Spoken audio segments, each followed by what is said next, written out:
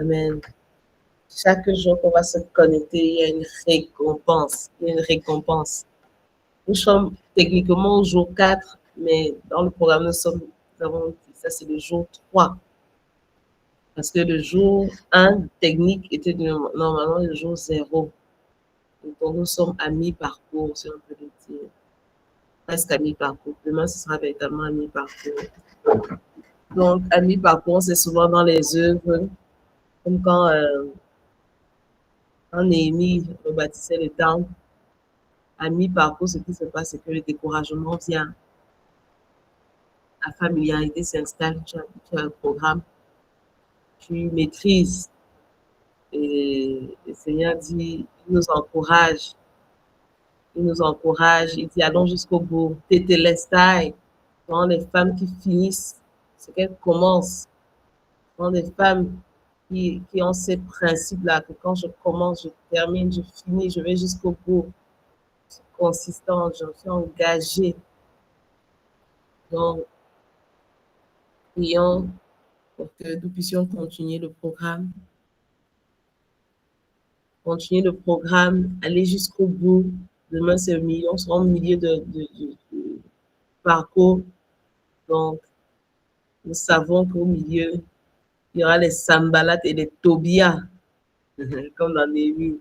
Donc, il dit, vous pensez que vous avez fait quoi? Mais restons jusqu'au bout. Ce sont des femmes qui finissent ce qu'elles commencent. Tétélestai, qu'on puisse dire, comme on dit, comme notre Seigneur a dit, Tétélestai. J'ai fait ma part, je suis venue, j'ai fait ma mission, j'ai accompli. Voici maintenant, je m'abandonne à toi. Amen. Par Jésus, je sais qu'on reçoit cette grâce par la puissance du Saint-Esprit. Amen. Amen. Donc aujourd'hui, nous allons entrer directement. Yes. Nous allons entrer directement dans le message.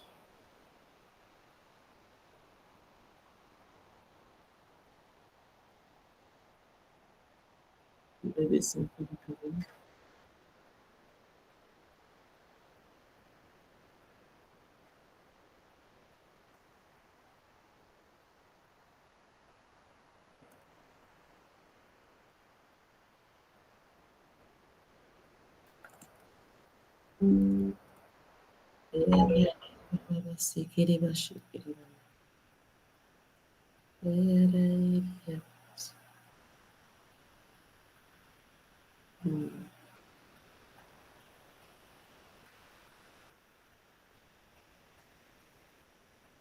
Ok, donc aujourd'hui, nous regardons le symbolisme de... Nous sommes sur la troisième image, mais avant de penser à la troisième image, je vais partager la première image pour tous ces jeunes. Première fois aujourd'hui. Ça.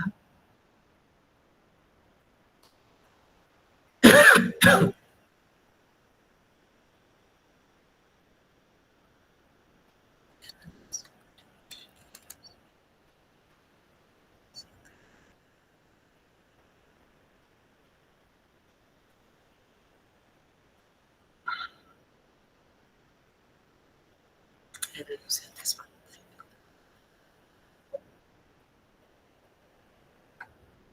Open our eyes, Lord.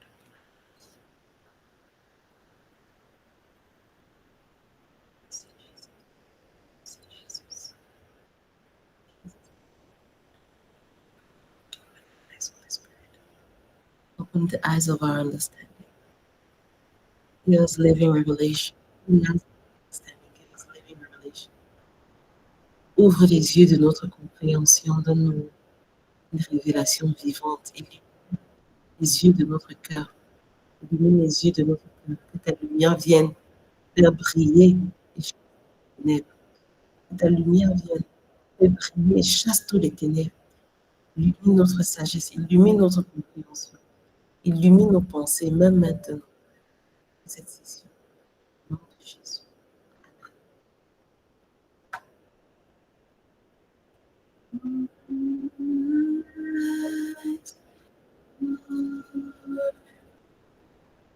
I want to see Jesus. To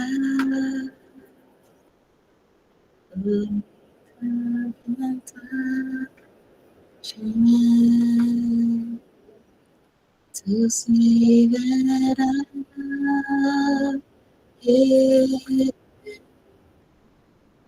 am open my eyes and help me to m'entendre, Seigneur. Open my eyes, Lord, ouvre mes yeux, Seigneur. I want to see Jesus. Est-ce que quelqu'un peut le dire de là où elle est? Open my eyes, Lord, ouvre mes yeux, Seigneur. I want to see. Je veux voir le Seigneur Jésus. To reach out and touch Him, pouvoir le toucher. To say that I love Him, dire que je l'aime.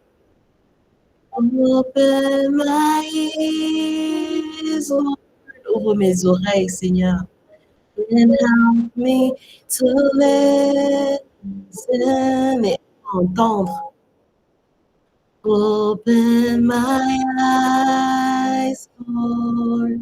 Ouvre mes yeux, Seigneur. I want to see Jesus.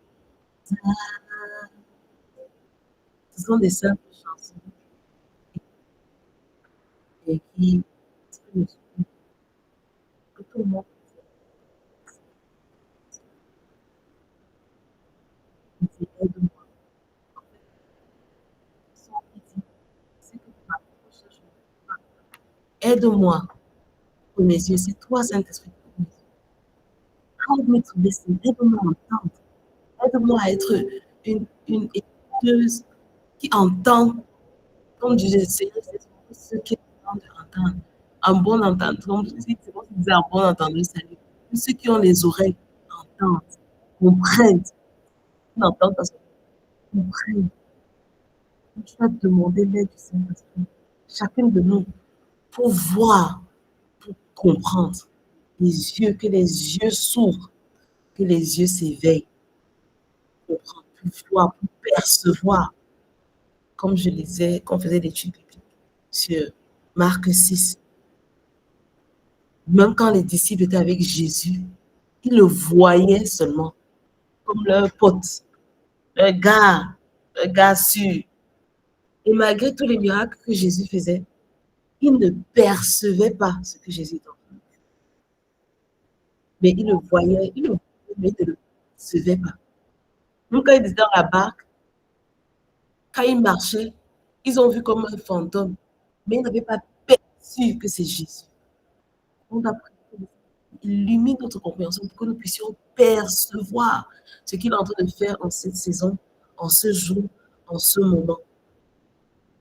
Ça dépend de mes prières. Moi, je ne suis pas arrivée. À chaque fois que le Seigneur me donne une parole ou m'enseigner, il me nourrit déjà à l'avance et durant pendant que j'enseigne, mais après encore, si je dis Seigneur, aide-moi à percevoir ce que tu es en train de faire. Aide-moi à percevoir, je ne veux pas seulement voir, je voudrais percevoir. Il faut, comme Éphésiens 1 le dit, la lumière illumine notre compréhension, illumine les yeux de notre cœur. On va parler de lumière, illumination, c'est le nom de la lumière. C'est pour ça que l'Esprit revient encore dessus. Nous devons être disposés pour recevoir nos pensées disposées, notre entendement disposé pour être éclairé aujourd'hui. Amen. Donc, voyons les trois images que le Seigneur nous a données pour ce challenge. La première image symbolise la brebis et l'agneau immolé. L'agneau immolé, donc l'agneau qui a été, le sang, le cou est coupé, l'agneau qui a été sacrifié, sacrificateur sacré, qui porte les 7 yeux Et le Seigneur a dit que les 7 yeux représentent les 7 esprits de Dieu. On a dit les images que le Seigneur montre, parce qu'il est tellement grand, il est tellement hors et indescriptible et tellement hors de ce dont nous avons pu avoir avec nos yeux physiques. Et ça peut soit avoir l'air effrayant. C'est pour ça même que même les anges qu'on dessine là, ma soeur m'a envoyé ça hier. Elle dit qu'on voit les anges, et les anges comme ça là, tout doux. Mais quand on voit la description des anges dans la Bible, les séraphins, les chérubins, c'est intimidant, ça fait peur. C'est vrai, il y a des anges qui ressemblent aux êtres humains. Mais ça, c'est à différents grades, en fait. Qui viennent, ils ressemblent aux êtres humains. Tu vois quelqu'un, après, tu passes, tu retournes, tu ne vois plus la personne. Ça existe. Par exemple, les témoignages de gens comme Abraham, les anges sont venus, ils croyaient que c'était les simples hommes. Comme dans l'histoire de Lot et Sodome, les anges qui sont venus ressembler aux hommes de jour. Et il y a différents types d'anges. Il y a des anges qui sont effrayants, comme les anges que Ézéchiel, dans le chapitre. C'est pour ça que quand les anges apparaissent souvent, quand ils se révèlent d'une nature glorieuse, la première réaction que les êtres humains ont, c'est quoi? C'est la peur. À chaque fois que l'ange apparaît, il dit toujours, n'aie pas peur. Pourquoi? Parce que la nature glorifiée, énorme, il s'il nous fait voir, c'est effrayant. Les anges, les séraphes, ils ont la forme du serpent et les ailes. C'est pour ça qu'on pense que Satan, l'ange déchu, est un séraphe. Donc, il était le serpent là. Je vais trouver l'image tout à l'heure, je vais vous montrer. Il était le serpent avec les ailes. Mais qu'est-ce que Dieu a fait? Il a levé ses ailes. Il est devenu juste le serpent. Donc, il y a encore plusieurs serpents. Et des fois, ils apparaissent. Un autre apparaît comme ça, le serpent. Les gens, oh, oh, le diable est venu me finir. Mais qu'est-ce qui est toujours la première chose que les anges nous disent? C'est quoi? Parce que quand tu es devant la majesté, quand tu es devant la gloire, regarde un peu quand tu te places devant un cours d'eau. Peut-être ceux qui sont au Canada, les chutes de Niagara, ou bien ceux qui sont au Cameroun, quand tu vas à Kribi, tu vois le cours d'eau, la magnitude de l'eau. Ou quand tu es devant un feu, un grand feu de brousse, dévorant. Je ne sais pas si vous réalisez souvent comme moi, ça me fait ça dans le cœur un peu. Il y a une certaine crainte là, une certaine, c'est effrayant, une crainte, mais il y a une crainte pure, divine. Parce que tu es devant, tu es face à une gloire tellement glorieuse. Tu es face à quelque chose de tellement magnifique. Vous voyez, on voit un peu ça dans le monde quand une star qui a tellement de gravitas, même un homme de Dieu ou une star ou une célébrité qui a, même si c'est la gloire du monde, elle porte lumière. Ça te donne quoi? Ça te donne comme elle relâche cette aura illuminée. Ça crée une certaine révérence, une certaine crainte, une certaine wow. Sans que tu ne réalises, certaines personnes sont starstruck ou man of God struck, comme on dit en anglais. C'est-à-dire que tu es paralysé par la grandeur de la personne, par la gloire qui dépose sur la personne. Je me rappelle une fois, dans le bureau, les premiers bureaux qu'on a à Ajal, de Bajal. Et moi, quand je venais de rentrer aux États-Unis, là, vraiment, je faisais mes activités entrepreneuriat et tout ça, start-up et tout. Et j'étais en mode, je ne gère pas la politique, je ne gère pas le président, je ne gère pas ceci. Et un jour, on m'a passé. Ça me pionce, ça m'énervait. Ouais, c'est même quoi cette nation, c'est même quoi. Ouais. Surtout comme on était à Ajal, c'était la route principale. Ça avait Maïma là-bas. En face, c'est Poste Anastasie. Il y a des personnes qui connaissaient. Donc, quand le président est passé, tout, il est entré même dans l'immeuble, dans tout. Ouais, il nous a obligés de travailler. Donc, un jour, je me retrouve devant l'immeuble et le président Paul Biya doit passer.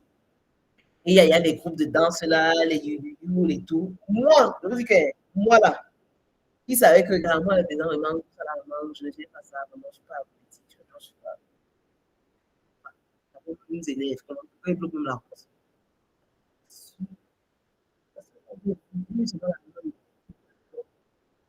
La même président, il a conduit avec sa voiture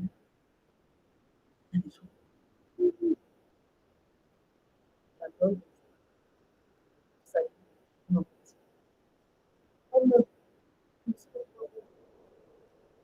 Salut aussi. Est-ce que le monde entend Olivia correctement? Tu dis, Non, parce que j'ai l'impression que ça se coupe un peu chez moi. Je voulais savoir si c'était mon réseau, si c'était tout le monde. Donc quand tu Ça se parles, coupe aussi chez moi.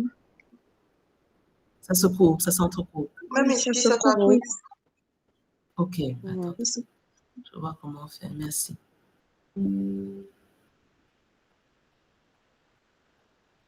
C'est mieux là. Et moi aussi, Oui, c'est pas ça s'entrecoupait. Hein. J'ai Ah écouté bon, ça. hein? Oui, oui. Oui. Mhm. Eh, merci, merci pour le feedback. C'est mieux, c'est mieux. Ma connexion, c'est plus stable là. Bon, Oui, oui, c'est oui. mieux maintenant. On t'entend mieux. Ok, d'accord. Gloire à Dieu. Gloire à Dieu. Merci beaucoup. Merci pour le retour, pour le feedback. Donc, je disais que il y a des personnes, il y a des personnages qui portent une certaine gloire, même si c'est la gloire du monde. C'est pour expliquer comment le poids de la gloire, comment ça affecte même ceux qui sont autour. L'aura du leader, l'aura du leadership, l'aura, le charisme. Et j'expliquais comment, devant mes anciens bureaux, même comme j'étais, car je ne gérais pas les trucs politiques, ça m'énervait quand on bloquait les routes, quand le président doit passer, parce que ça bloque tes activités. Les gars de la GP viennent, ils entrent dans ton immeuble, ils prennent le contrôle. Ils en sont dans certains bureaux qui ont la face sur la route, ils prennent. Et donc, je me suis retrouvée devant Ajal un jour où on avait bloqué la route et le président devait passer. Et il y avait tous les groupes de danse et tout, et tout, et tout, et tout. Et à un moment, le président, Paul Biya, il sort sa main. C'est ça que vous entendez. Il sort sa main pour saluer la troupe. Juste sa main. Hein. Juste sa main. Il wave comme ça. Il salue tout le monde. Moi, qui à cette époque-là, était genre opposante plus, donc je ne voulais même pas entendre parler du président. Je voulais seulement faire ma chose tranquillement, je continue ma route. Moi, là, je me suis retrouvée en train de faire quoi? À soulever ma main et à le saluer avec enthousiasme et zèle. À le saluer avec enthousiasme et zèle. Après, moi, je dis que, hey. Donc, il y a un effet que la gloire, le charisme, l'aura a. Donc, ce n'est pas négligeable. Même si on dit que je ne sais pas d'où il prend ses pouvoirs, je ne sais pas d'où il prend ses puissances. En tout cas, Dieu dit que c'est lui qui permet et qui établit toute autorité dans une nation. Mais, car je me suis trouvée sous l'emprise de l'aura, là, en train de saluer. Ouais, avec tous les autres. Après, je dis que c'est seulement sa main que j'ai vue. Je n'ai même pas vu sa face. Regardez ce que le poids de la gloire fait sur nos êtres humains, sur nous êtres humains. Le président inspire la révérence, exactement. Parce que c'est une institution, c'est une autorité. Et donc, il inspire la révérence. Quand tu es devant le président, que tu le veuilles ou pas, tu vas honorer sa présence. Quand tu es devant le président, même si tu es opposant plus, même si tu dis que je ne gère pas les trucs, oui, tu te prosternes, pas prosterner devant lui, mais son aura, là, l'institution qu'il représente, ça t'affecte. Et donc, comme je le disais, même dans la nature, c'est la même chose. Quand tu vois des feux, des grands feux, ça te donne une sainte crainte. Quand tu vois des grands cours d'eau, les grands cours d'eau, quand tu attribues les chutes de la Lobé, les chutes, les chutes de Niagara, quand tu vois des grands trucs, quand tu vois un torrent, tu vois, la nature dans sa magnitude, ça inspire la crainte. Une crainte de l'éternel. C'est de ça qu'on parle de la crainte de l'éternel. Et donc les anges aussi, les anges de Dieu, quand ils sont dans leur corps glorifié, ils ont l'air bizarres, ils ont l'air effrayants, ils sont tellement un genre. Certains sont, comme je disais, séraphes, comme la forme d'un serpent avec des ailes. D'autres, ils ont 10 yeux sur eux. D'autres, ils ont les yeux sur les ailes. D'autres, ils sont effrayants. C'est pour ça qu'à chaque fois quand l'ange apparaît, il dit « N'aie pas peur ». Parce qu'il y a de quoi avoir peur. Et quand on va lire Apocalypse, comme vous savez, comme on l'a dit, le premier trimestre de l'année 2024, chaque dimanche, on va faire l'étude sur Apocalypse, le livre d'Apocalypse. On va faire au moins 2 ou 3 chapitres par dimanche. De janvier à mars, on va être dans Apocalypse avec tous les symbolismes là. Vous allez voir comment dans Apocalypse, même l'image de Jésus glorifié, c'est une image vraiment effrayante. Les yeux avec le feu, les cheveux blancs comme de la laine. De la langue sort une épée. Le soleil brillant, la face brillante comme le soleil. C'est des images ça te donne la crainte, ça te montre encore le holy, la révérence, la crainte. Et je vais vous dire comment c'est relié au message d'aujourd'hui. Parce que le menorah, quand le Seigneur a donné l'instruction pour le chandelier, c'était une instruction qui apporte, oui, la lumière et la présence de Dieu, qui donne les révélations divines, mais qui apporte l'unité et la communauté, l'interconnexion, mais également qui reflète la pureté et la sainteté, la révérence et aussi fidélité et l'obéissance à Dieu. Donc, allons-y. On a vu 3 images, l'agneau et les 7 yeux, qui est la base de notre programme.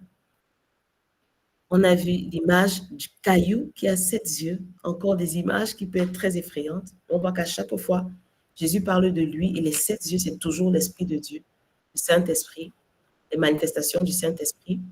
Donc, l'agneau, c'est Jésus, les 7 yeux. Pas seulement l'agneau, je fais que dire toujours l'agneau, je me corrige toujours après. C'est pas seulement l'agneau, c'est l'agneau immolé, c'est Jésus. Et les 7 yeux, ce sont les 7 esprits de Dieu. Ça est dit dans l'Apocalypse même.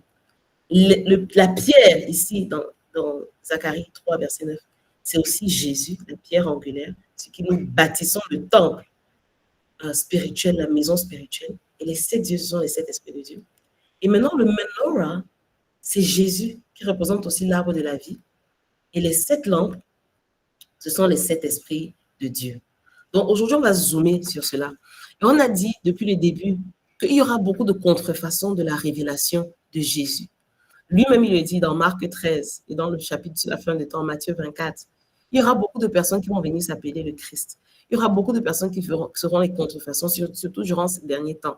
Il y aura beaucoup de contrefaçons. C'est pour ça qu'il faut être enseigné et il faut apprendre. Il faut voir la parole et lire la parole. Comment vous allez savoir? Parce que même dans la vidéo que nous avons lue sur l'ex-sataniste, il y a beaucoup de voyants, comme on l'a dit, dans le monde spirituel. Il y a beaucoup que, même quand ils viennent à Christ, ils ne laissent pas le don qu'ils ont eu. Ils ne laissent pas le dépôt là. Parce que normalement, tu dois renoncer à cela. Ils ne laissent pas parce que ça leur donne la puissance. Ils veulent continuer à voir. Donc, il y a beaucoup même qui sont chrétiens, hein, qui sont toujours des voyants du monde où ils ont reçu le don de voyance là depuis qu'ils sont bébés, mais qui ne lâchent pas ça et ils deviennent comme des prophètes suddenly. Des prophètes suddenly où ils voient dans le monde de l'esprit. Ils ont le don de voyance qu'ils ont eu depuis qu'ils sont enfants. Ils n'ont pas laissé. Parce que quand je regardais encore la deuxième vidéo de James, là, de l'Ouganda, l'ex-sataniste, il dit beaucoup ne veulent pas lâcher ce pouvoir et cette puissance qu'ils ont eu. Ils doivent renoncer à cela. Parce que c'est la contrefaçon du don prophétique. C'est la contrefaçon du prophétique. OK? Et donc, comment savoir quand une vision, une révélation est de Jésus, est de Dieu ou pas? Comme on l'a vu dans les 3 images, les révélations de Dieu sont toujours liées, collées, scellées avec la personne de Jésus-Christ. Les révélations sont toujours collées, serrées, tamponnées, scellées avec l'essence de Christ, de Jésus. Donc, on ne peut pas parler d'une révélation de Dieu qui ne reflète pas la nature de Jésus, qui ne révèle pas Jésus. Parce que le Saint-Esprit vient pour faire quoi? pour nous aider à glorifier Jésus, le Papa Yahweh. Quand Dieu l'a envoyé, c'était pour nous aider à glorifier Jésus. Donc, toute révélation qui t'éloigne du Christ, ou qui éloigne de la nature de Jésus, ou qui éloigne du caractère de Jésus, ce ne sont pas les révélations. Voilà une chose que Seigneur m'a fait comprendre pour discerner les révélations qui sont trop basées sur la chair, l'humain et tout. Prends les pincettes, va examiner. Mais les révélations pour la gloire de Jésus, pour révéler Jésus, pour manifester la nature de Jésus, pour, là, tu peux savoir que tu es un peu dans le vrai. Tu es quand même proche du vrai, mais il va toujours examiner. Donc, maintenant, allons sur le maintenant. Okay? On va aller dans la vision de Zacharie, chapitre 4. Zacharie, chapitre 4, versets 1 à 10. Si quelqu'un a ça, ouvre. Zacharie 4. Zacharie, chapitre 4, versets 1 à 10. Si quelqu'un peut lire, on va vous suivre. Yes.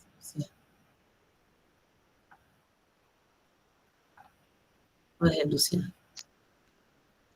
Zechariah 4, chapter 1.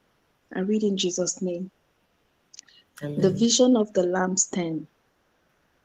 The angel who had been speaking to me came again and roused me as if I had been sleeping. What do you see? He asked. A lampstand made of gold, I answered. At the top is a bowl for the oil. On the lampstand are 7 lamps, each one with places for 7 wicks. There are 2 olive trees beside the lampstand, one on each side of it. Then I asked the angel, "What do these things stand for, sir?" "Don't you know?" he asked me.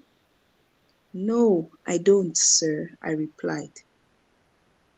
The angel said to me, "The 7 lamps are the 7 eyes of the Lord, which see all over the earth."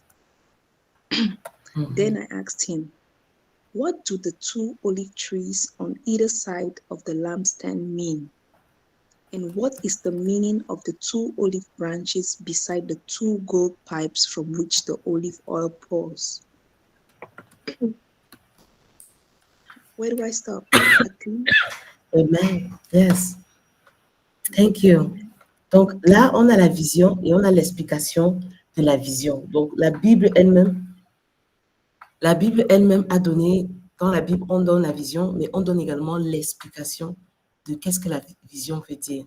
Est-ce que quelqu'un peut lire ça en français aussi? Juste, on est les deux côtés. Oui. Ok, Anne-Kitty. L'ange qui me parlait revint et me réveilla comme on réveille un homme de son sommeil. Il me dit, « Que vois-tu » Je répondis, « Je vois un chandelier tout en or, avec un vase à son sommet, surmonté de 7 lampes et de 7 canaux pour ces lampes. Sur lui, il y a 2 oliviers, l'un à la droite du vase et l'autre à sa gauche. » Prenant la parole, je dis à l'ange qui me parlait, « Qu'est-ce que cela, mon Seigneur ?» L'ange qui me parlait me répondit, « Ne le sais-tu pas ?» Je dis, « Non, mon Seigneur. » Alors il reprit et me dit, « Voici la parole que le Seigneur adresse à Zorobabel. Ni par la bravoure, ni par la force, mais par mon esprit seulement, déclare le Seigneur de l'univers. » Je continue. Non, oui, continue jusqu'à la fin, jusqu'à 10. C'est jusqu'à 10. Hein. Ok. Qui es-tu, grande montagne? Devant Zorobabel, te voici une plaine. Il en extrait la première pierre parmi les acclamations. La grâce sur elle. La parole du Seigneur me fut adressée. Les mains de Zorobabel ont fondé cette maison. Ses mains l'achèveront. Alors vous saurez que le Seigneur de l'univers m'a envoyé vers vous. Donc méprisez le jour des modestes commencements. Qu'on se réjouisse plutôt en voyant le fil à plomb dans la main de Zorobabel. Quant aux 7 lampes, Ce sont les yeux du Seigneur, eux qui parcourent toute la terre. Je pris encore la parole et lui dis, que sont ces deux oliviers sur la droite du chandelier et sur sa gauche? Une seconde fois, je lui demandai, que sont donc ces deux branches d'olivier qui par deux conduits en or font couler de l'or? Il me répondit, ne le sais-tu pas? Je dis non, mon Seigneur. Alors il me dit, ce sont les deux hommes qui ont reçu l'onction et qui se tiennent devant le Maître de toute la terre. Amen. Amen. Gloire à Jésus. Gloire à Jésus. Je voulais quand même donner un peu le background sur cette histoire. Et je crois qu'on avait étudié ça aussi, Zacharie 4. Mais il y a beaucoup de prophéties de la fin des temps dans le livre de Zacharie, beaucoup de visions. C'est vraiment un livre sur les visions. Les visions. On dit à quel point le Seigneur tient à ce qu'on ait des visions. Nous sommes des femmes de vision qui recevons des visions de lui. Encore là, on a encore vu comment le Seigneur demande, what do you see? What do you see? Qu'est-ce que tu vois? On a vu ça dans différents passages. Donc, le Seigneur ne fait que demander, poser la question. What do you see? Parce qu'il peut te montrer des choses, mais tu ne vois pas. Hein. Il veut s'assurer que, dis-moi ce que tu vois. OK? Et là, on est dans le contexte où Zerubbabel, c'est un gouvernant, en fait, durant cette période-là. Donc, les Juifs étaient partis, le peuple d'Israël était parti en exil en Babylone. Et à un moment, ils ont dû rentrer. Donc, comme on disait la dernière fois, c'est près de 2 millions de personnes qui étaient dans la diaspora juive, qui étaient hors du pays. Il n'y a qu'environ 50 000 qui ont choisi de repartir pour rebâtir la cité sainte, la maison du Seigneur, le temple de Dieu à Jérusalem. Les autres étaient déjà familiarisés. C'est comme si on disait, comme je disais la dernière fois, que voilà, tout le monde va au Canada maintenant. L'immigration au Canada, on a dit que la moitié du Cameroun est au Canada. Et beaucoup vont là-bas peut-être, ils font peut-être 70 ans. Imagine le peuple. Ils font 70 ans au Canada. Les enfants sont là-bas, les petits-enfants, les 3 générations, 4 générations. Et la vie est bien, la vie est confortable, disons-le. C'est bien, le standard de vie est bien, la santé est bien, les gens sont bien, il y a la prospérité. Et ça donne quoi? Et donc, on a toute cette diaspora de Juifs d'Israël qui étaient en exil à Babylone. Et à Babylone, comme le Seigneur l'a dit dans Jérémie 29, verset 11, il dit, gars, bâtissez-vous les maisons. Je vous ai amené ici pour, les plans que j'ai pour vous, c'est des plans de bonheur et non de malheur, pour que vous ayez un avenir et de l'espérance. C'est une citation qu'on cite souvent.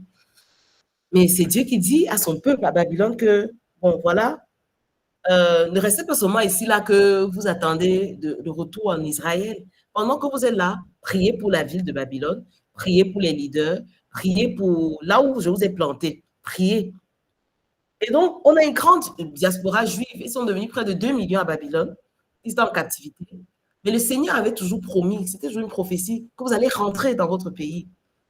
Mais au moment où il dit, gars, il est l'heure de rentrer, tout le monde est tellement confortable à Babylone qu'il n'y a que 50 000 qui rentrent, donc moins de 1%. Oui, je crois que j'avais calculé, c'était moins de 10%. 50 000, c'est moins de 10%. Oui, environ 5%, je pense. Oui.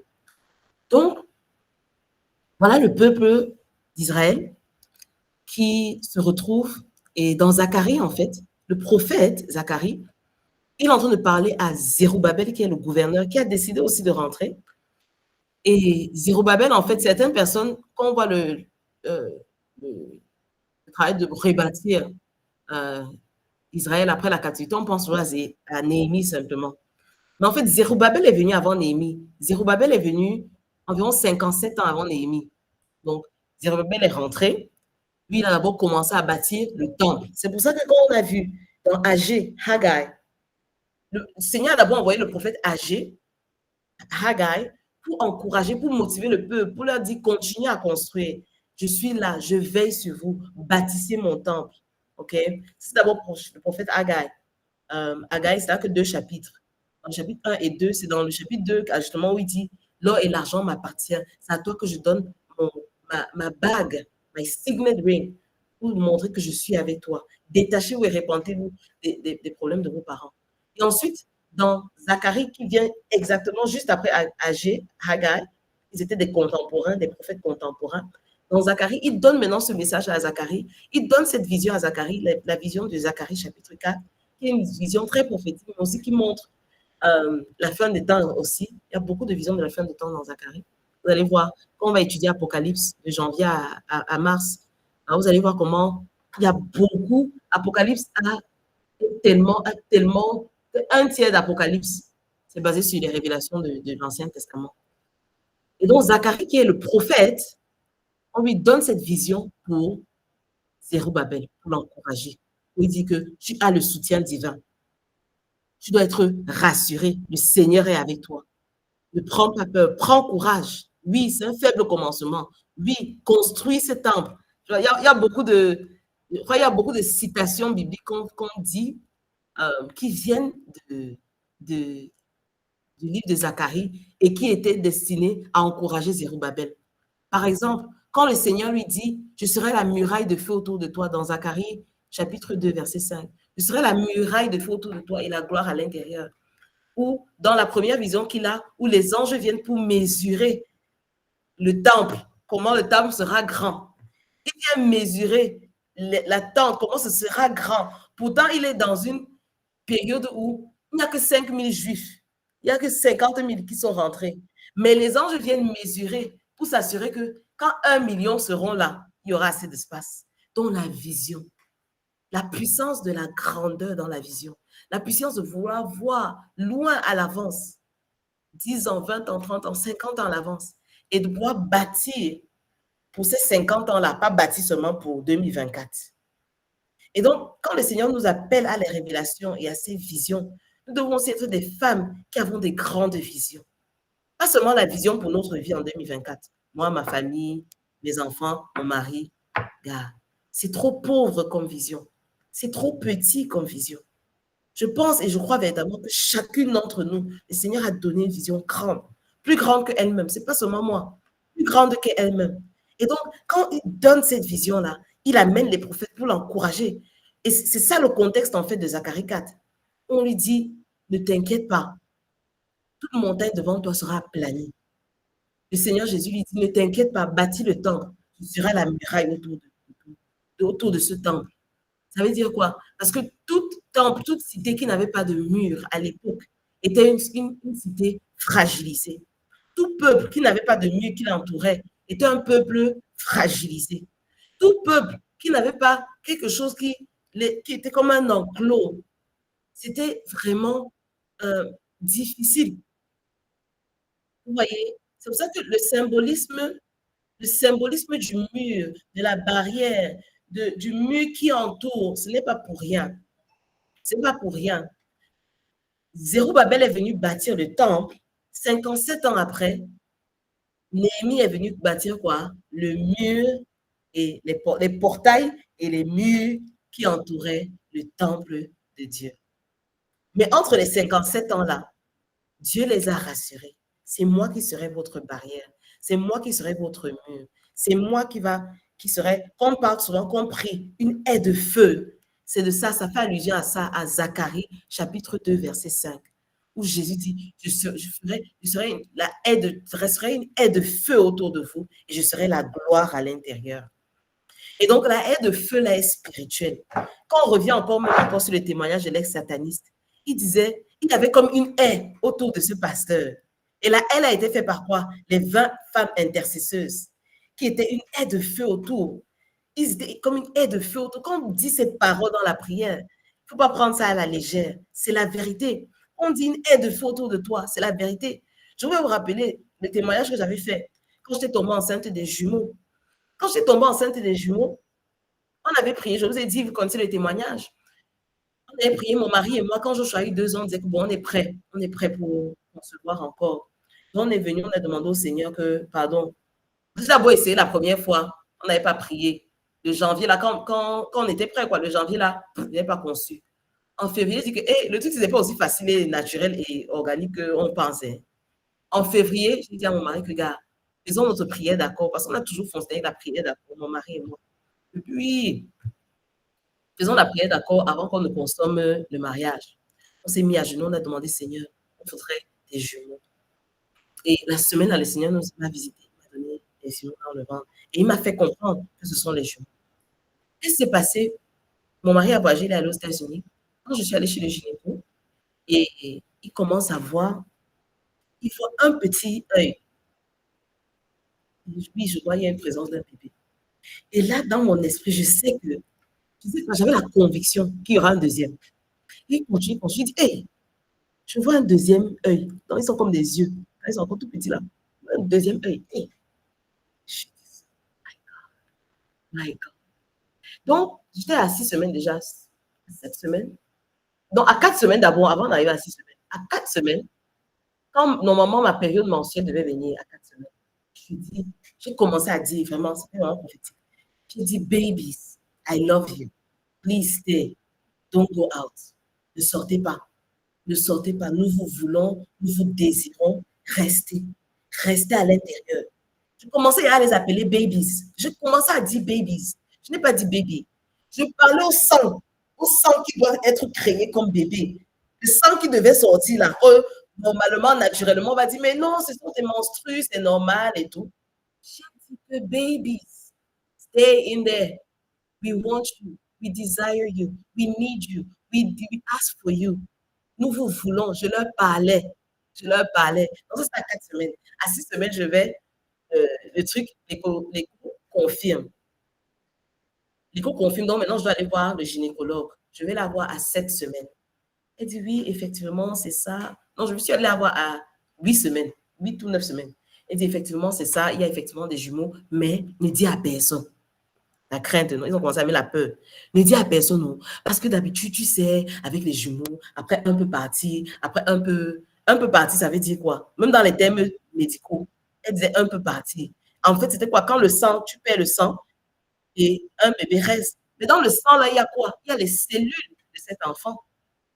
Il y a les cellules de ce bébé qui avait déjà été créé. Donc, effectivement, tu perds un enfant, tu perds un jumeau qui part.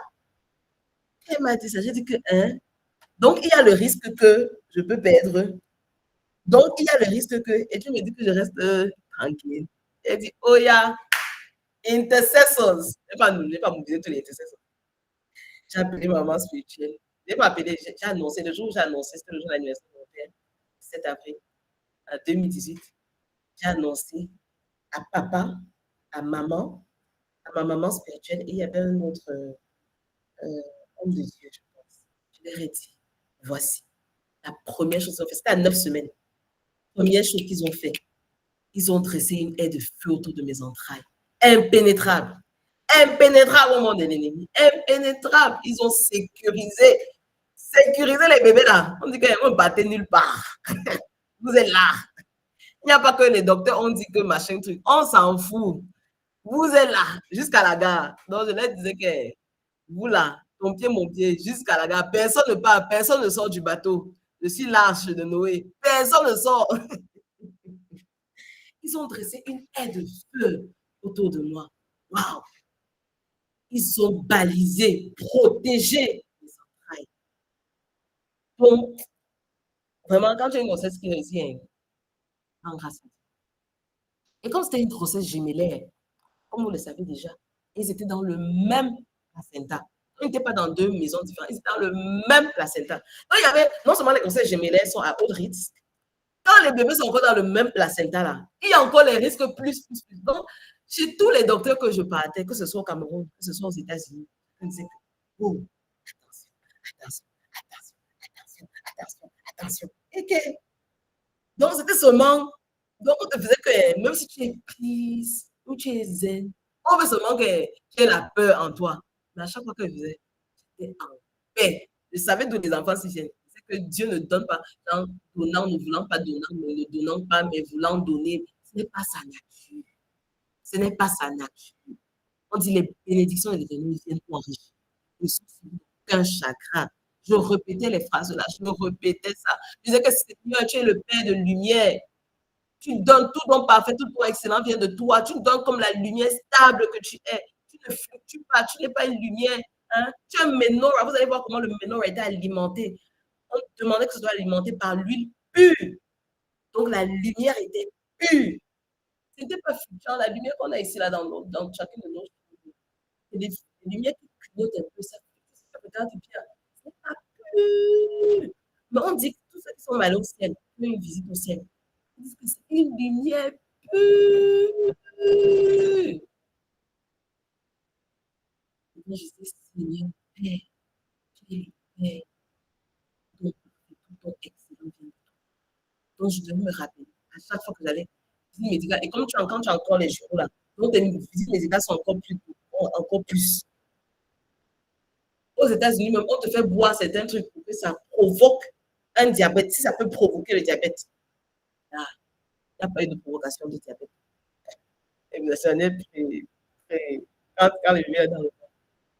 Ah, parole de Dieu. La parole de Dieu est vraie. Et le Seigneur, quand il dit, je serai une aide de fond autour de toi. Je t'assure, quand tu comprends, j'avais dit ça la dernière fois, Zacharie chapitre 2, verset 5. Quand tu as la révélation, c'est ça que je prie qu'on ait les révélations. Quand il y a certains passages bibliques, quand tu as la révélation de cela, muraille de photos de moi, il est la gloire à l'intérieur. Il y a des choses que on va te dire que l'ennemi va venir te détruire dans ta maison. Car il y a des choses que quand tu as la révélation de Dieu, non, de la parole, c'est plus que 20 sessions de délivrance. C'est plus que 20 sessions de délivrance, je vous assure. Quand tu as la révélation, tu comprends que tu comprends que tu comprends, ça c'est la vérité. On va me dire que les aussi vont venir prendre ton enfant, tes genoux. Par comment? Je sais d'où ils sortent. Je sais leur source. Je connais leur origine. Par comment? Vous voyez ce que je veux dire? Je dis que par comment? C'est pour ça que certaines personnes, quand ils viennent, peut-être, ils me disent c'est un truc qui normalement devait créer là. Je ne peux pas avoir peur. Je ne peux pas. Je connais ma source. Je connais. La seule personne que je dois craindre, c'est l'Éternel. Je ne peux pas avoir peur. Je connais à qui je suis lié. Je le connais. On doit arriver à ce niveau-là où tu connais, que tu connais, que tu connais. Donc, c'est tellement scellé à ta pensée, à ton cœur que même si on te dit quoi, ok, d'accord, j'ai compris. T'annules. Merci. Cancel. Avance. Tu ne marches pas avec un esprit de peur. Surtout pas. L'ennemi commence par quoi? Il infiltre la peur. La peur fait quoi? Ça paralyse. La peur fait quoi? Et c'est pas que ça va venir. Quand tu sens ça venir, tu dis, hey, tu peux devenir comme ça. Hey, get out! Dans le menorah que Zacharie voit, cette vision de Zacharie 4, c'était pour encourager à bâtir, à être bâtisseur, à être cette pierre. Tu vois, c'est pour ça qu'on a vu hier les yeux qui sont sur la pierre. On a vu aujourd'hui les yeux qui sont sur le menorah, qui sont les esprits de Dieu qui regardent l'œuvre qui est en train d'être faite. Qui sont les 7 esprits de Dieu. Allons voir comment le menorah a été créé. On va voir deux passages dans l'Ancien Testament. On va regarder Exode chapitre 27, versets 20 à 21. On va regarder également, non, Exode chapitre 25. C'est là où Dieu donne l'instruction pour créer la lampe. Exode chapitre 25, Exodus 25, versets 31 à 40. Il donne vraiment tous les détails sur comment le menorah doit être créé. Et on va voir également Exode 27, versets 20 à 21. Et numéro 3, Lévitique 24, versets 1 à 4. Si quelqu'un peut écrire dans le chat, comme ça, on n'oublie pas. Exode 25, 31 à 40. Exode 27, 20 à 21. Lévitique 24, 1 à 4. Si on peut lire ça, si quelqu'un peut lire ça. Olivia, tu peux rappeler, s'il te plaît. Exode 25, versets 31 à 40.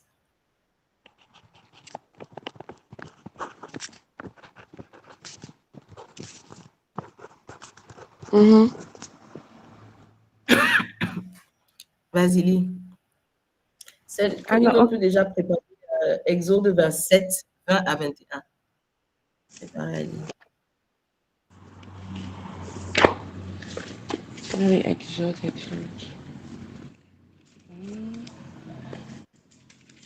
Si quelqu'un a ça pour qu'on gagne en temps. Exode 25, 31 à 40. Nous lisons 31, voilà. Puis tu feras un chandelier en or pur. Le chandelier sera forgé. Base, tige, coupe, boutons et fleurs feront corps avec lui. 6 branches s'en détacheront sur les côtés, 3 d'un côté et 3 de l'autre. Sur une branche, 3 coupes en forme d'amande avec boutons et fleurs, et sur une autre branche, 3 coupes en forme d'amande avec boutons et fleurs. De même pour les 6 branches sortant du chandelier. Le chandelier lui-même portera 4 coupes en forme d'amande avec boutons et fleurs, un bouton sur les 2 premières branches issues du chandelier, un bouton sous les 2 suivantes et un bouton sous les 2 dernières. Ainsi donc pour les 6 branches qui sortent du chandelier. Boutons et branches feront corps avec le chandelier qui sera tout entier forgé d'une seule pièce en or pur. Ensuite, tu lui feras 7 lampes. On allumera les lampes de manière à éclairer l'espace qui est devant lui. Ses pincettes et ses porte-lampes seront en or pur. Il te faudra un lingot d'or pur pour le chandelier et tous ses accessoires. Regarde et exécute selon le modèle qui t'a été montré sur la montagne. Amen. Amen. Est-ce que vous voyez un peu l'image? Amen, C'est amen. très détaillé. Des fois, tu as besoin de voir l'image pour comprendre en fait de quoi il s'agit. Gloire à Dieu pour les personnes qui ont pu visualiser, nous aider à visualiser ce chandelier. C'est très important qu'on puisse le visualiser. Des fleurs d'amande, vous voyez non, l'écran. Les vases d'amande en haut, les vaisseaux d'amande et tout. Donc l'amande est partout sur cet arbre. Parce que le melon est aussi vu comme l'arbre de vie. C'est partout sur cette lampe, sur ce chandelier. Et sur le chandelier, il y a 7 lampes. Est-ce que vous voyez en fait? Ok. Continuons. On va aller dans Exode 27. Est-ce que quelqu'un avait déjà ça?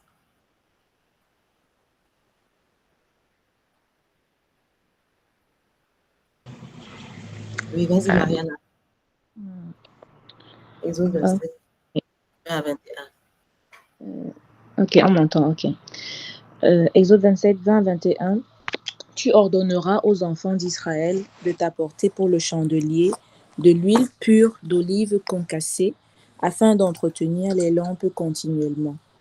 C'est dans la tente d'assignation, en dehors du voile qui est devant le témoignage, qu'Aaron et ses fils la prépareront, pour que les lampes brûlent du soir au matin en présence de l'Éternel. C'est une loi perpétuelle pour leurs descendants et que devront observer les enfants d'Israël. Amen. Amen. Que la lampe puisse briller perpétuellement. Et les enfants d'Israël, verset 20, that they bring you pure oil of pressed olives for the light. De l'huile pure, des olives pressées pour la lumière, ok?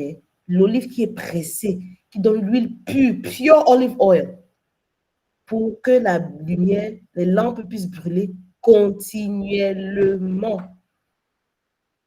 Ok? Donc, et les prêtres, les pasteurs, les hauts prêtres devront alimenter cette lumière de manière perpétuelle, le matin, le soir, le matin, le soir, le matin, le soir. Pour les générations, ils devaient venir chaque matin, chaque soir, allumer cette lampe. Ok? Continuons, je vais vous dire là où on va atterrir.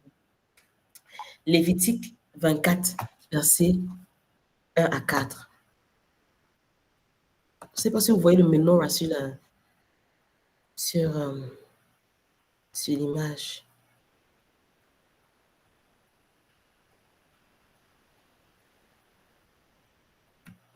Lévitique, quelqu'un ça? 24, versets 1 à 4. Vas-y. Vas-y. Yolande, vas-y. C'est qui? Mariana. Mariana, oui, vas-y, continue.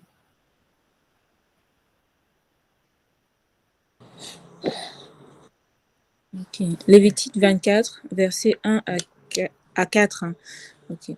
L'Éternel parla à Moïse et dit, ordonne aux enfants d'Israël de t'apporter pour le chandelier de l'huile pure d'olive concassée afin d'entretenir les lampes continuellement.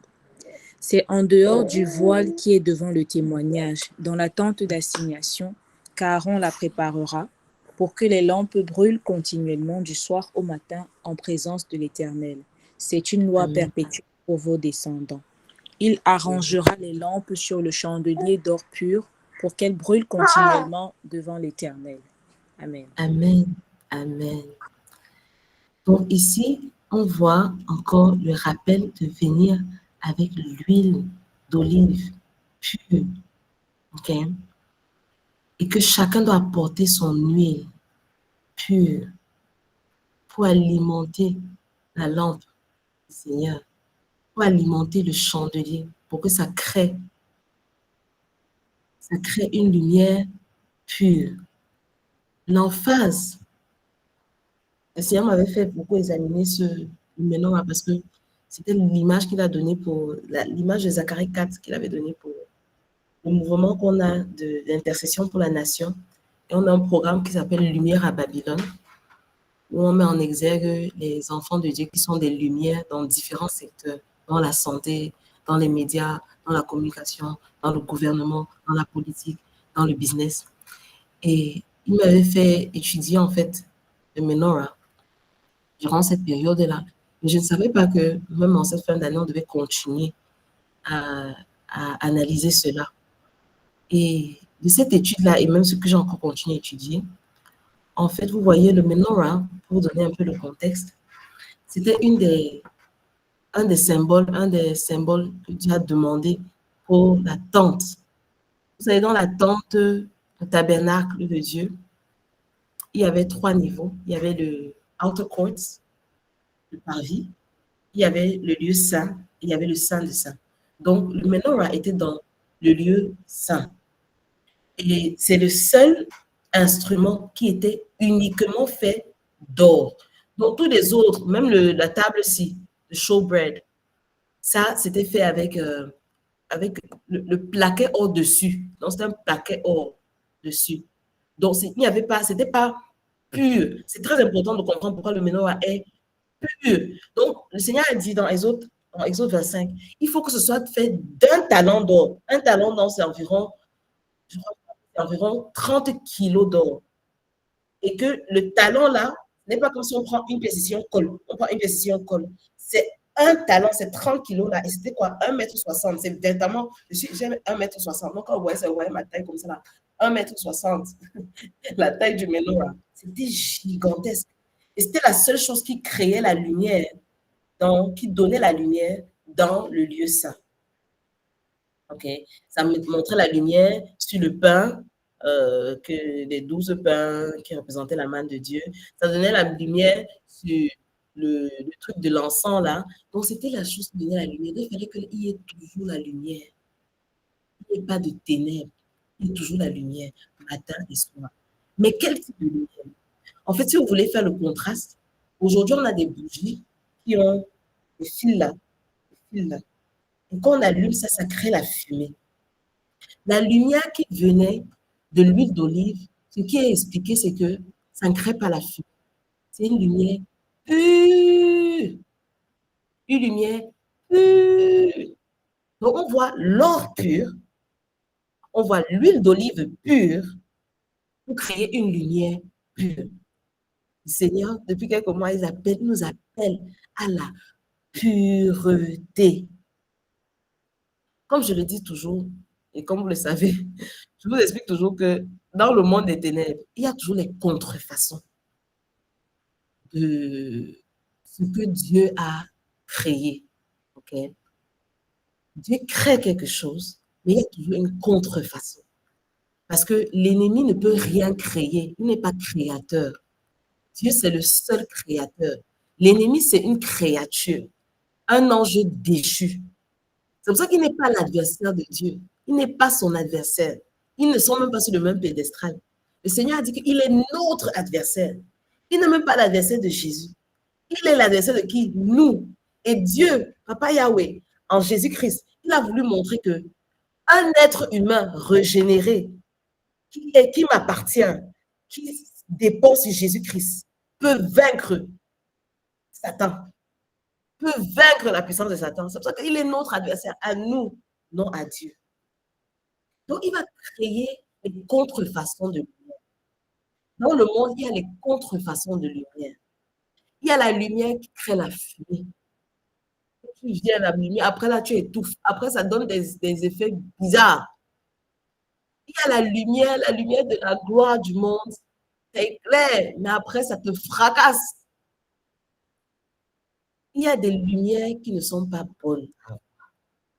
Dieu nous appelle, chacune d'entre nous, son épouse, à la pureté. Vous allez voir en 2024, on va faire tout un trimestre sur la pureté. Sur la pureté. Après avoir étudié Apocalypse, premier trimestre de l'année, janvier à mars, d'avril, avril, mai, juin, ce sera le trimestre sur la pureté. Le Seigneur nous ramène à la pureté. La pureté de nos cœurs, la pureté de nos motivations, la pureté de nos mains, la pureté de nos motivations, j'ai dit ça, non? La pureté de nos mains, la pureté de nos pensées. Il va nous amener à la pureté. Et comment ça commence? Le message là, ça continue à germer un peu. Parce qu'il vient pour une épouse pure, sans tache ni ride. Il dit dans le Psaume 24, qui peut ascender à la montagne de l'Éternel? La maison spirituelle dont on a prié hier. Il dit ceux qui ont les mains pures, propres, qui ont le cœur pur, qui ne donnent pas leur âme aux idoles et qui ont les lèvres, le gossip là, les lèvres pures. Les lèvres pures. Donc le menorah, c'est un instrument de pureté et de royauté, parce que quand on voit, je parlais ça à mon ami pasteur ici, il disait, quand je lui donnais la révélation que j'ai eue, il m'a donné encore une autre perspective, une autre pan de révélation. Il dit, tu vois aussi, c'est un symbole de royauté. Le menorah, c'est aussi un symbole de royauté. L'or, le roi pur. L'olive, l'huile d'olive, la royauté pure. La lumière, la royauté pure. Donc, c'est aussi un symbole de la royauté. Quand le Seigneur dit, nous sommes un sacerdoce royal, nous sommes des sacrificateurs, comme on l'a vu avec l'agneau immolé, qui a les 7 yeux, nous sommes des sacrificateurs selon Jésus. Oui, nous apportons les sacrifices, nous apportons les demandes, les requêtes du peuple, de nos familles, de nos amis. En tant qu'intercesseurs, nous nous tenons entre deux mondes, entre deux personnes, entre ta famille et Yahweh et Jésus. Nous tenons la main dans la main avec l'intercesseur qui est Jésus. Romains 8, verset 34. Avec l'intercesseur qui est Jésus. Nous présentons les problèmes de nos familles, de nos amis, de nos collègues, de notre entourage, de nos communautés, de nos nations. On présente ça devant le trône de grâce. Là, nous sommes sacrificateurs. Mais nous sommes aussi les royaux, une royauté. Et donc, le menorah symbolise aussi la royauté. La royauté, pourquoi? Si Jésus est le roi des rois, qui sont les rois? Qui sont les rois sur lesquels il est roi? C'est nous. Il nous donne des couronnes. Si les aînés dans le ciel, Apocalypse chapitre 4, ils déploient leur couronne devant le Seigneur Jésus. Si tu n'as pas le couronne, tu vas lui donner quoi? Si tu n'as pas de couronne sur ta tête, quand tu vas te prosterner pour l'adoration, tu vas lui donner quoi? Donc oui, il met des couronnes sur nos têtes. Il dit, ça, c'est mon roi. Ça, c'est le signe de la royauté. Ça, c'est mon roi. Celle-ci, c'est mon roi. Celle-ci, c'est mon roi. Je ne dis pas reine, je dis roi. Pourquoi? On a appelé roi, on a appelé fils. Et les hommes seront aussi appelés épouse. Donc, il ne faut pas commencer à dire que ça, c'est ma roi.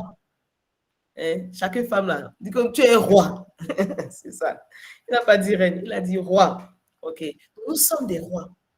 De la même manière que les hommes, quand ils veulent monter à la dimension de l'épouse de Christ, ils vont dire je suis épouse de Christ. Ils n'ont pas dit je suis épouse de Christ, je suis épouse de Christ. Donc nous sommes des rois. Le menorah symbolise aussi la royauté. Mais c'est important, mes sœurs, que nous puissions marcher dans la pureté. C'est pour ça que depuis, j'envoie beaucoup de messages sur la pureté. Le Seigneur appelle une épouse pure. Une épouse qui a l'obsession de lui, Jésus. Une épouse qui n'est pas adultérienne. Une épouse qui n'est pas fascinée par tellement d'autres époux. Qu'elle est dans la pureté et l'immoralité sexuelle, spirituelle, avec d'autres époux. Il veut une épouse pure, que son désir est pur. Son désir de Jésus est pur. Pas de ce que Jésus va lui donner, ça c'est trop impur. Pas de ce que Jésus peut faire, ça c'est impur. Est-ce que tu es une épouse qui aime son époux, qui a les yeux que pour son époux? Si on est honnête avec nous, je ne sais pas si on peut faire une session sans parler de la honnêteté radicale. C'est ça qui m'a fait grandir. Quand je n'étais pas à un certain niveau, je disais que, gars, Seigneur, je ne suis pas là. Je ne vois pas en 2017, je chantais la chanson Falling in love with Jesus, falling in love with Jesus, falling in love with Jesus was the best thing I've ever done. Et le jour où je chante la chanson, là, après, je dis que, hey, Seigneur, vraiment, je ne suis pas amoureuse de toi, hein, vraiment, honnêtement, là, je ne suis pas amoureuse de toi. Je chante tout seulement la chanson là, comme ça. Je dis radicalement honnête envers toi. Si je ne suis pas radicalement honnête avec toi, tu ne vas pas grandir. Si tu n'es pas radicalement honnête avec toi, avec le Seigneur, tu ne vas pas grandir. On va seulement jouer, on va seulement jouer dans la cour, la maternelle. Mais c'est important. C'est important en tant qu'épouse de Christ. On s'appelle Praying Bride, pas rien. Épouse de Christ. Vous savez, Dieu donnait le nom aux gens avant qu'ils ne manifestent la nature. Là. Vous savez ça, non? Quand il a vu Gédéon, il a dit vaillant guerrier. Il dit que, hein? Qui? Moi? Comment? No. Hein? Quand il a vu Abraham, il a dit père des nations. Il dit, hey, moi là, 75 ans, pas d'enfant. Nation par comment? Quand il a vu différentes personnes comme ça là, il a donné le nom. Pierre, Simon, qui était fléqui, incertain, qui était shaky comme ça là. Donc, un jour, il est comme ça là. L'autre jour, il est froid. L'autre jour, il est chaud. Il est instable. Oui, je t'aime. Après, je ne t'aime pas. Après ceci. Après, là. Il a dit, tu es ma pierre. Tu es stable. Tu es fixe. Tu es inchangeant. Tu es une pierre solide, stable. Donc, Dieu a... Le Seigneur a l'habitude d'appeler les gens selon ce qu'il voit. Selon ce qu'il voit, pas selon ce que la personne est. Pour moi, on ne peut pas vous appeler bébé. On ne peut pas vous appeler enfant de Dieu. On ne peut pas vous appeler adolescente en Christ. Je vous appelle les épouses de Jésus. Peut-être que je n'ai pas encore dans la dimension la manifeste. Peut-être que tu ne l'es pas encore. Mais c'est ta destinée, c'est ta prophétie. C'est ce que tu vas être. Et Jésus vient pour son épouse. L'épouse doit faire quoi? Aimer son mari. L'épouse doit être faire quoi? Elle doit se maintenir pure jusqu'à ce que son mari revienne. L'épouse doit faire quoi? Elle doit renoncer à toute autre chose. Hein? Vous savez qu'ils sont mariés là? C'est qu'il y a les dragueurs et ceci. Tu fais quoi?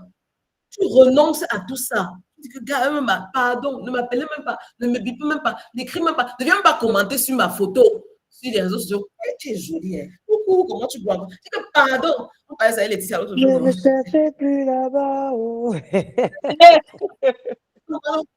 Ne me guette même pas. Continue ton chemin. Ne me regarde pas.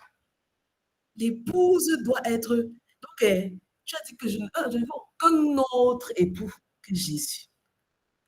Je ne veux aucun autre. C'est ça aussi la pureté. La pureté de ton cœur, c'est d'avoir Jésus au centre de ton cœur constamment. Est-ce que ça va plaire à mon épouse, ce que je m'apprête à faire? C'est... j'ai pensé mal de la personne ici. Seigneur, vraiment, me réponds. J'ai été juge. Donc, tu ne te réponds plus seulement de ce que tu as dit et de ce que tu as pensé. Aïe, J'ai eu le jugement envers la personne. J'ai méprisé la personne. Seigneur, pardonne-moi. Je suis désolée. Réalise ma pensée à ta pensée. Des motivations. Quand tu as des motivations, c'est coucou. La motivation. Quand tu es honnête avec toi, mais tu vois, le Seigneur, quand il m'exposait certains trucs dans mon cœur, je disais que, hey, vraiment, il y a encore le chemin. Parce qu'il n'y a que Jésus. Si on se compare les unes à l'autre, hein, c'est ça le problème avec la chrétienté. Avec l'église, souvent même. Avec les chrétientés. C'est que des fois, on se compare les unes à l'autre. Maman, ne te compare pas à moi, hein. Ne te compare pas à Samantha. Ne te compare pas à Patricia. Ne te compare pas à Noélie. Ne te compare pas à Marie. Non, ne te compare pas à maman.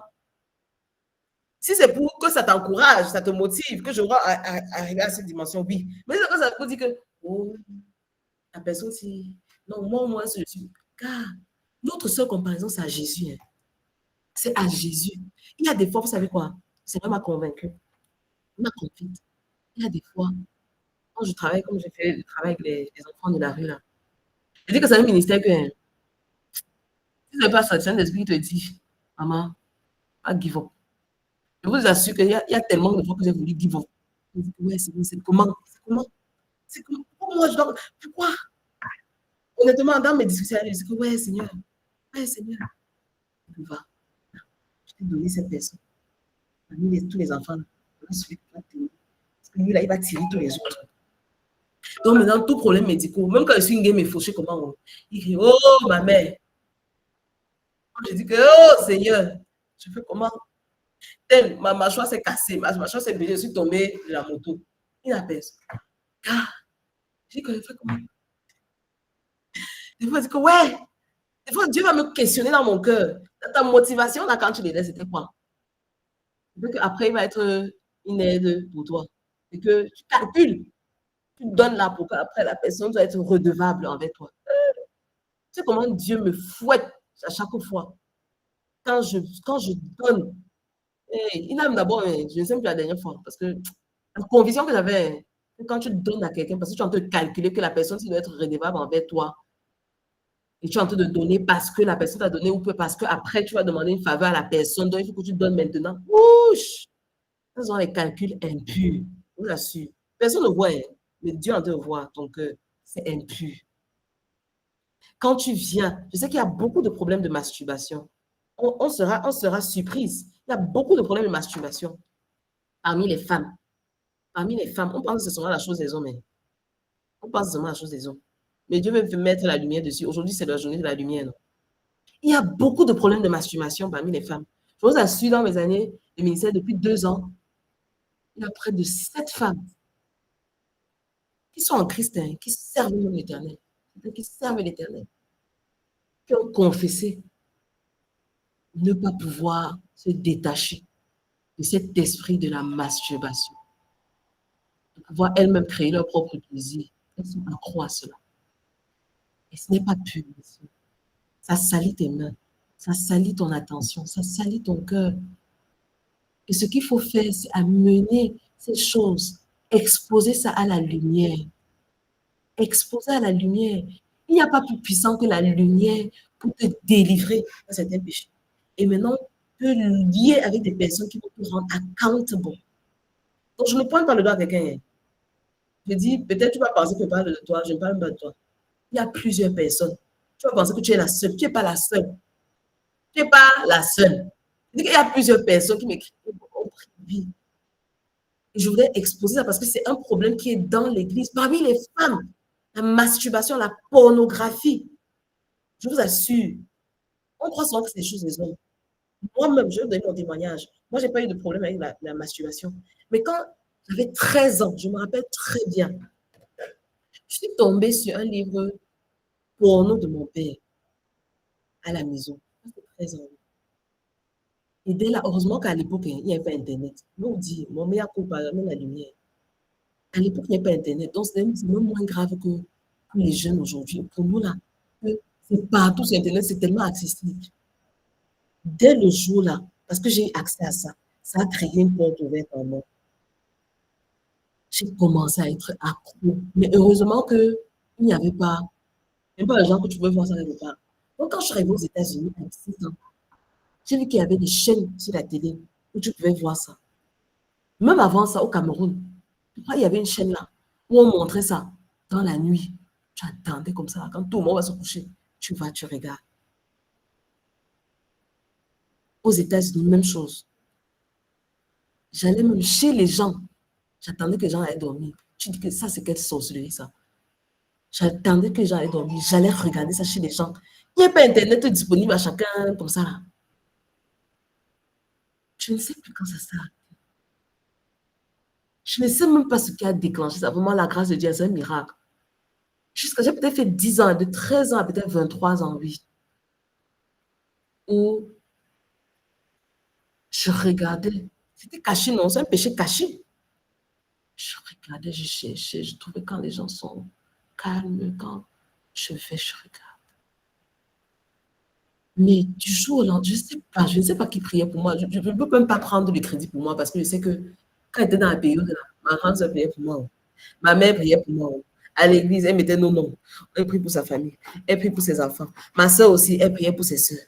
Donc, je sais que je récolte. J'ai la grâce de récolter la prière de certaines personnes que certaines personnes ont fait pour moi. Honnêtement, je ne peux même pas prendre l'honneur pour l'autre là.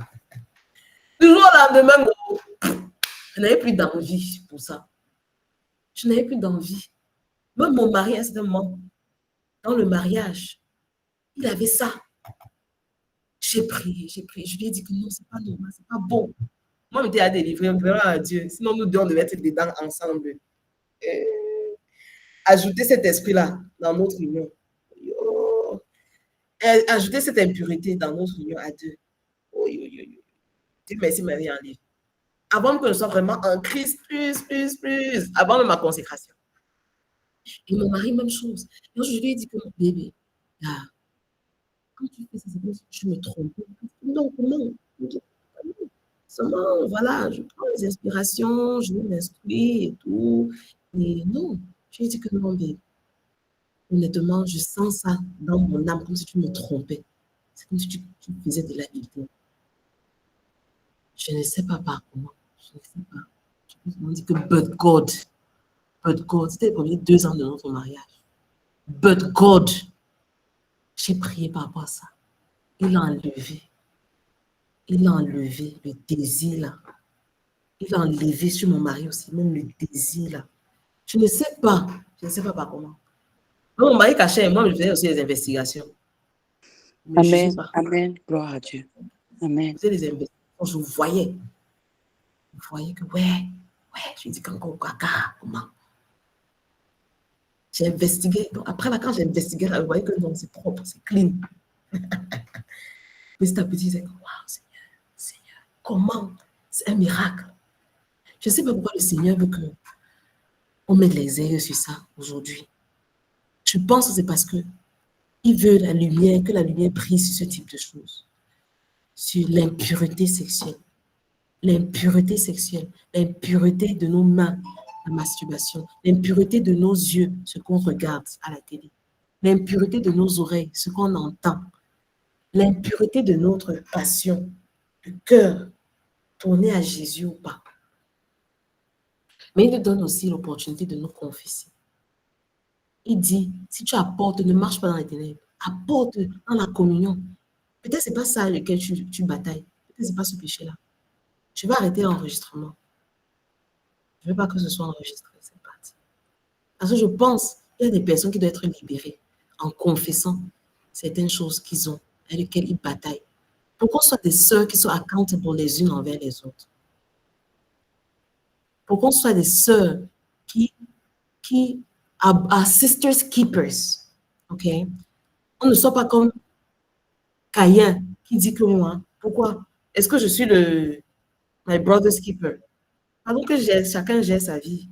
On me demande quoi? Il est temps de faire sa chose, moi je fais ma chose, chacun continue sa chose.